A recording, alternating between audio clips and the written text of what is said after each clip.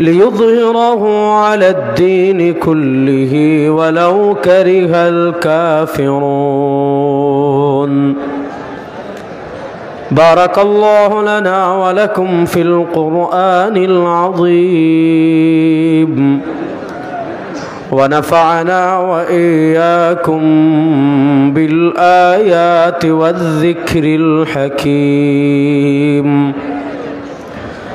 وقال رسول الله صلى الله عليه وسلم: الإسلام يعلو ولا يعلى، أو كما قال عليه الصلاة والسلام.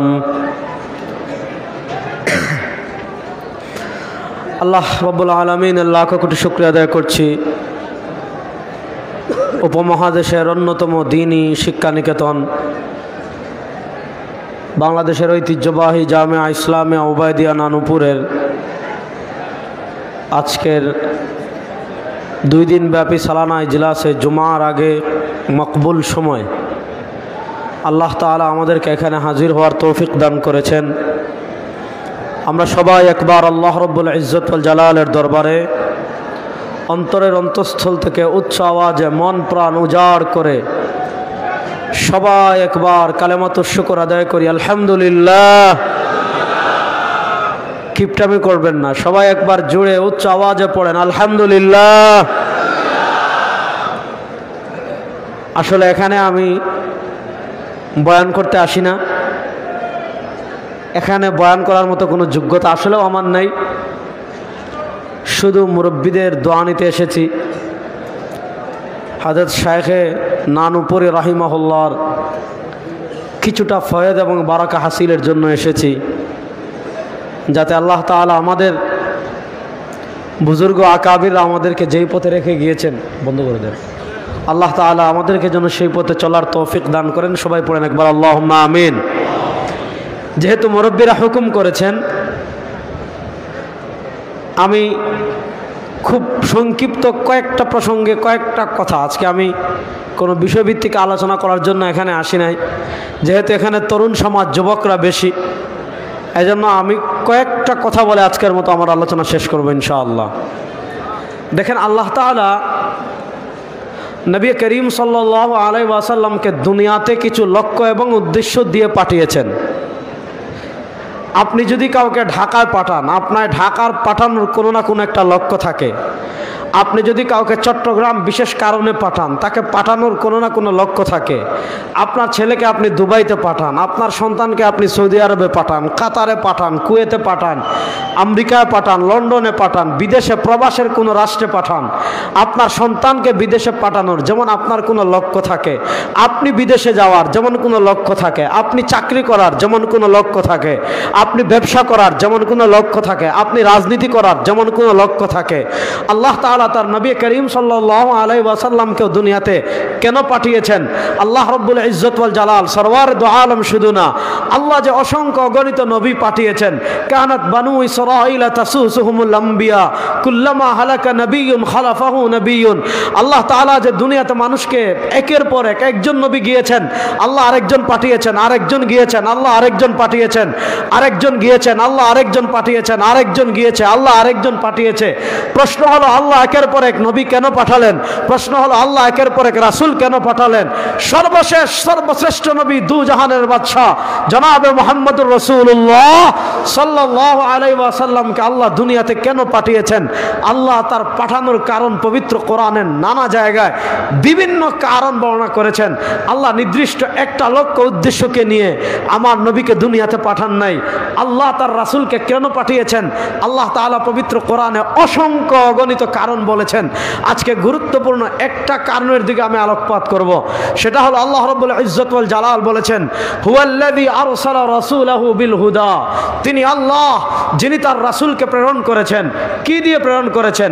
বিল হুদা, হেদায়েত দিয়ে প্রেরণ করেছেন, আলো দিয়ে প্রেরণ করেছেন, সঠিক রাস্তা দিয়ে প্রেরণ করেছেন। আর কি? ওয়াদিনিল হক, আল্লাহ তার নবীকে একটা সত্য ধর্ম দিয়ে পাঠিয়েছেন। খুব মনোযোগ দিয়ে বুঝবেন, ওয়াদিনিল হক, আল্লাহ তার নবীকে সত্য ধর্ম মাত্র একটা দিয়েছেন, সেই সত্য ধর্মের নাম ইসলাম। বলেন সেই সত্য ধর্মের নাম, জুড়ে বলেন না, সেই সত্য ধর্মের নাম। দেখেন ইসলাম আসার পর, খুব মনোযোগ, ইসলাম আসার পর আপনি কাউকে তরবারি দেখিয়ে, জোর প্রয়োগ করে, শক্তি দেখিয়ে, অস্ত্র দেখিয়ে, ক্ষমতা দেখিয়ে কাউকে মুসলমান বানানো, অস্ত্র দেখিয়ে, ক্ষমতা দেখিয়ে, শক্তি দেখিয়ে কাউকে কালেমা পড়ানো, অস্ত্র দেখিয়ে, ক্ষমতা দেখিয়ে আপনার কাউকে মুসলমানদের কাতারে নিয়ে আসা, এগুলো ইসলাম সমর্থন করে না, এগুলো ইসলাম আদেশ দেয় না। আরে যদি অস্ত্র দেখিয়ে মুসলমান বানানোর ইসলামের বিধান থাকতো, যদি ক্ষমতা দেখিয়ে মুসলমান বানানোর বিধান ইসলামে থাকতো, যদি প্রশাসনকে দিয়ে কালেমা পড়ানোর বিধান মুসলমানে থাকতো, আজকে যে হিন্দুরা ভারতে মুসলমানদের উপর অত্যাচার করে, ভারতে মুসলমানদেরকে খুন করে, ভারতে মসজিদকে শহীদ করে, ভারতে মাদ্রাসা ভেঙে দেয়, আজকে ওই হিন্দুরা ভারতের ক্ষমতায় আসার মাত্র 80 বছর হয়েছে, তাদের আগে আমরা 700 বছর ভারতের মালিক ছিলাম। আমরা যদি অস্ত্র দেখিয়ে এক একদিন এক একজন হিন্দুকে কালেমা পড়াতাম, এই ভারত উপমহাদেশে হিন্দুদের নাম নিশানাও থাকতো না। আজকে একটা কথা ভালো করে বলি, আজকে 6 ডিসেম্বর, আপনারা জানেন 1992 সালের 6 ডিসেম্বরে বাবরি মসজিদকে ভারতে শহীদ করা হয়েছিল। আজকে বাংলাদেশে যারা সংখ্যালঘু নির্যাতনের কথা বলে, ভারতের যে সকল সাংবাদিক নামক জানোয়ার গরুর পেশাব খেয়ে, গরুর গোবর খেয়ে যারা বাংলাদেশের বিরুদ্ধে অপপ্রচার করছে, বলা হচ্ছে বাংলাদেশে হিন্দুদেরকে নিপীড়ন করা হচ্ছে, মন্দির ভেঙে দেওয়া হচ্ছে, অত্যাচার করা হচ্ছে, এইটা করা হচ্ছে, ওইটা করা হচ্ছে। দেখেন বাংলাদেশে আপনি কেমন কয়েকটা ইতিহাস দেখাতে পারবেন না কোথাও মন্দির ভেঙে মসজিদ বানানো হয়েছে, কোথাও হিন্দুদের ধর্মীয় উপাসনালয় ভেঙে মসজিদ বানানো হয়েছে, কোথাও হিন্দুদের বাড়িতে আগুন দেওয়া হয়েছে, কোথাও হিন্দুদের ব্যবসায় আগুন দেওয়া হয়েছে, কোথাও হিন্দুদের পূজা পালন করতে বাধা দেওয়া হয়েছে, কোথাও হিন্দুদেরকে তাদের ধর্মীয় অনুশাসন পালন করতে বাধা দেওয়া হয়েছে। বাংলাদেশে এমন কোনো নজির নাই। আমরাও বলি, আমরা যেমন ওয়াজ করি, আমরা যেমন ঈদ করি, আমরা যেমন নামাজ পড়ি, হিন্দুরা তো আমাদের দেশে তারা তাদের পূজা করবে, তাদের ধর্ম পালন করবে, আমাদের কোনো মানা নাই। বাংলাদেশে মন্দির ভেঙে মসজিদ বানানো হয়েছে, যদি এমন কোনো ঘটনা বাংলাদেশে ঘটতো, মনে হতো বাংলাদেশ পৃথিবী থেকে আলাদা হয়ে যেত, এত এত প্রচার হতো। কিন্তু আমরা দেখেছি 1992 সালের 6 ডিসেম্বর ঐতিহাসিক বাবরি মসজিদকে ধ্বংস করে ওই হিন্দু উগ্রবাদী সন্ত্রাসীরা বাবরি মসজিদকে ধ্বংস করে সেখানে আজকে তারা রাম মন্দির নির্মাণ করেছে, সেখানে আজকে তারা হিন্দুদের মন্দির নির্মাণ করেছে। ভালো করে মনে রাখবেন, যেই জায়গায় মুসলমানরা একবার সিজদা দিয়ে দেয়, যেই জায়গায় মুসলমানরা একবার নামাজ পড়ে, ওইটা কিয়ামত পর্যন্ত মসজিদই থাকে। তোমরা যত রাম মন্দির বানাও, বাবরি মসজিদ কখনো বিলীন হবে না। সময় এসেছে ভারতে আবার কালেমার পতাকা উড়বে ইনশাআল্লাহ।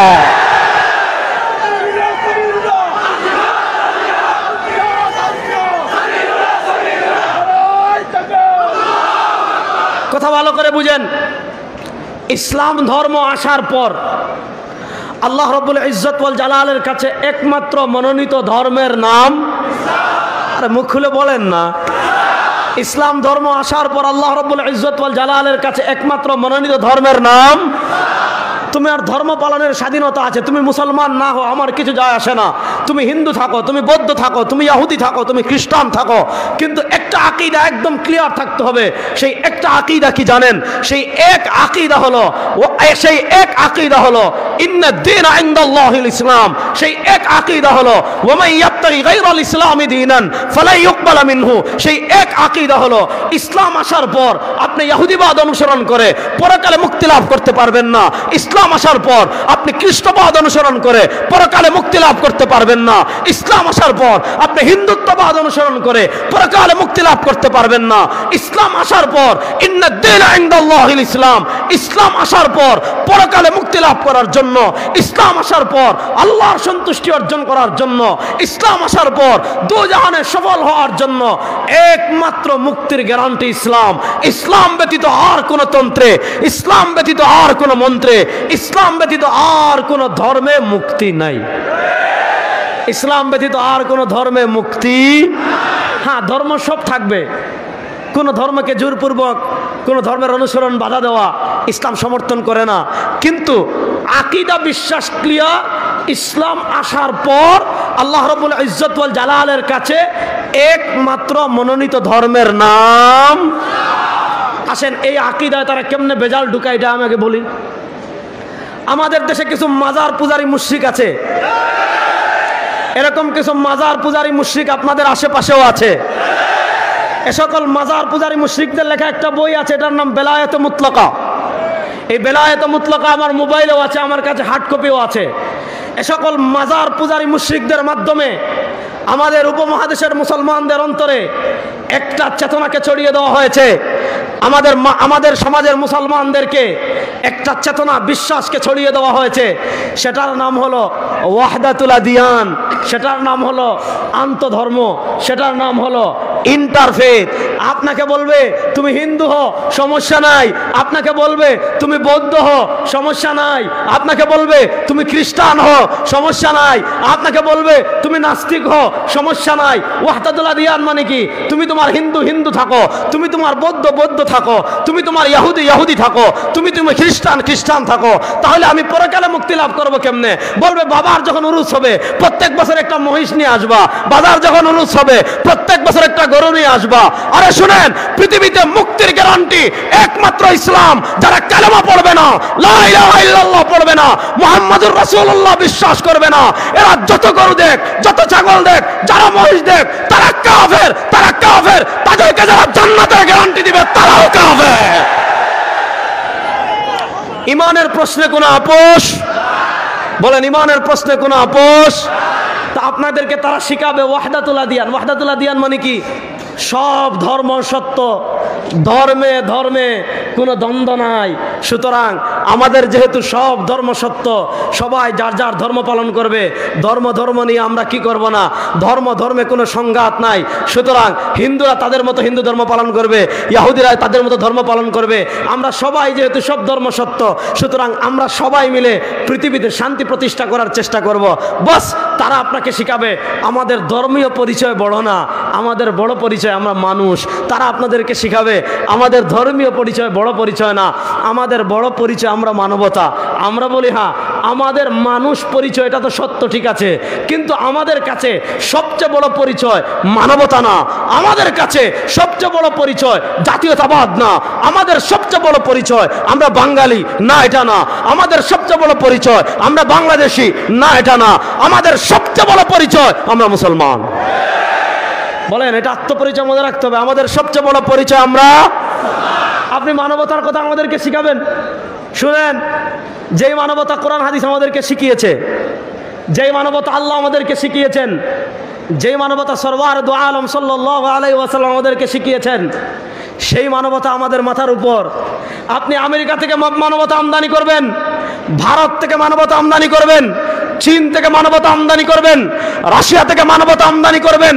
পরিষ্কার কথা বলছি, পরিষ্কার কথা বলছি, যেই মানবতা কোরআন সাপোর্ট করে না, যেই মানবতা সরওয়ার দু আলম সাপোর্ট করেন না, যেই মানবতা সাহাবায়ে কেরাম সাপোর্ট করেন না, কোরআন বিরোধী যত মানবতার কথা বলবেন, রাসূলের হাদিস বিরোধী যত মানবতার কথা বলবেন, সেই মানবতায় আমরা 1000 বার লাথি মারি। বলেন সেই মানবতায় আমরা 1000 বার।